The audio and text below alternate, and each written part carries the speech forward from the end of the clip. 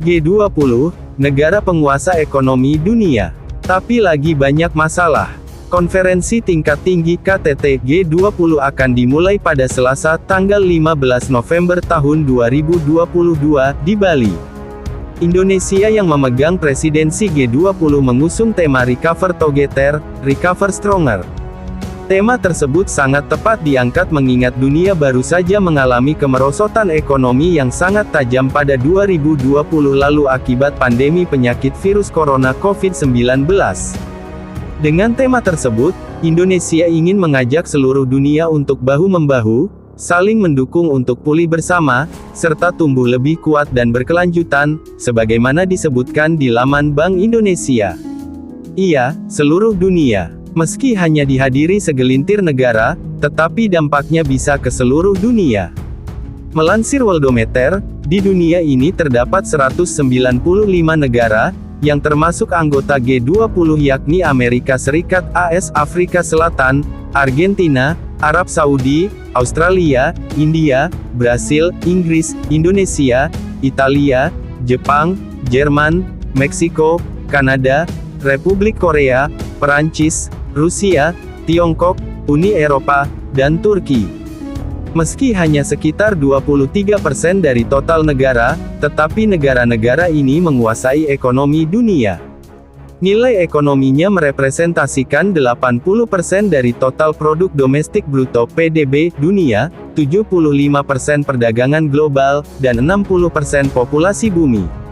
Artinya, ketika negara G20 atau sebagian darinya mengalami masalah ekonomi, maka efeknya akan terasa ke seluruh dunia.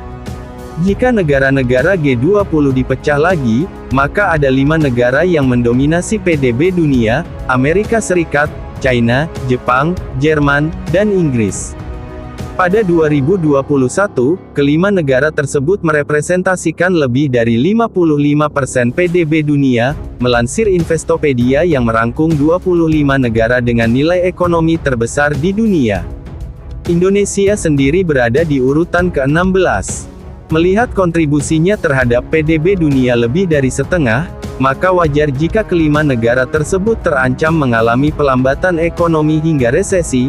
Negara-negara lain akan ketar-ketir, termasuk Indonesia.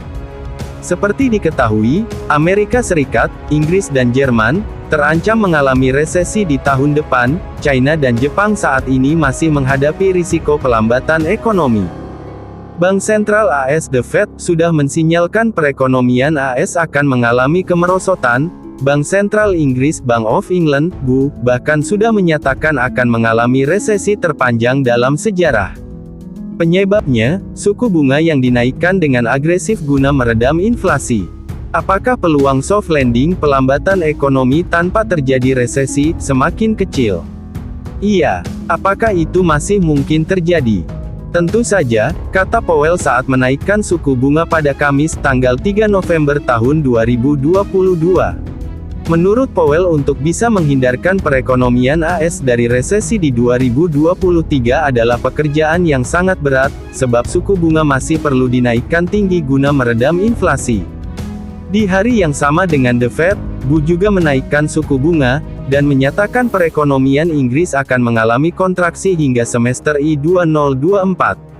Pertumbuhan ekonomi diproyeksikan akan terus merosot selama 2023 dan berlanjut hingga semester I-2024 akibat tingginya harga energi dan pengetatan kondisi finansial akan membebani belanja rumah tangga, kata BU.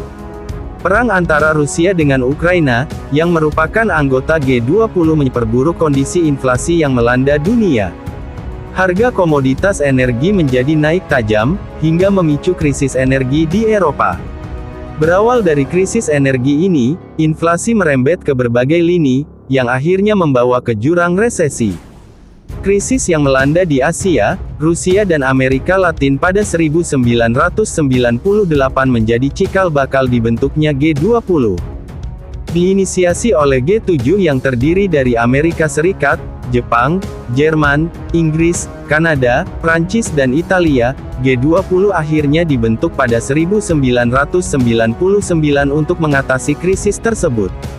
Pada awalnya, G20 merupakan pertemuan Menteri Keuangan dan Gubernur Bank Sentral. Tetapi sejak 2008 para kepala negara juga ikut hadir dalam KTT. Kemudian pada 2010 G20 juga membahas sektor pembangunan. Sejak saat itu G20 terdiri dari jalur keuangan, finance track, dan jalur non-keuangan atau Sherpa track. Salah satu agenda prioritas di finance track yakni exit strategy to support recovery. Agenda ini membahas bagaimana melindungi negara-negara yang masih menuju pemulihan ekonomi dari efek exit policy yang diterapkan negara yang sudah lebih dulu pulih dari pandemi COVID-19. Exit policy melalui normalisasi kebijakan moneter yang sangat agresif dilakukan The Fed guna meredam tingginya inflasi. Hal ini berdampak buruk khususnya ke negara-negara berkembang. Capital outflow yang masif terjadi di pasar obligasi, nilai tukar mata uang juga merosot tajam. Indonesia juga merasakan hal yang sama.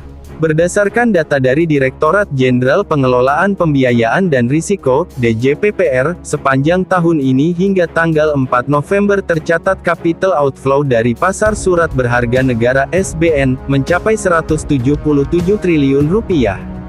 Kemudian nilai tukar rupiah sepanjang tahun ini merosot sekitar 8%, bahkan sebelumnya sempat menembus ke atas 15.700 rupiah US dollar.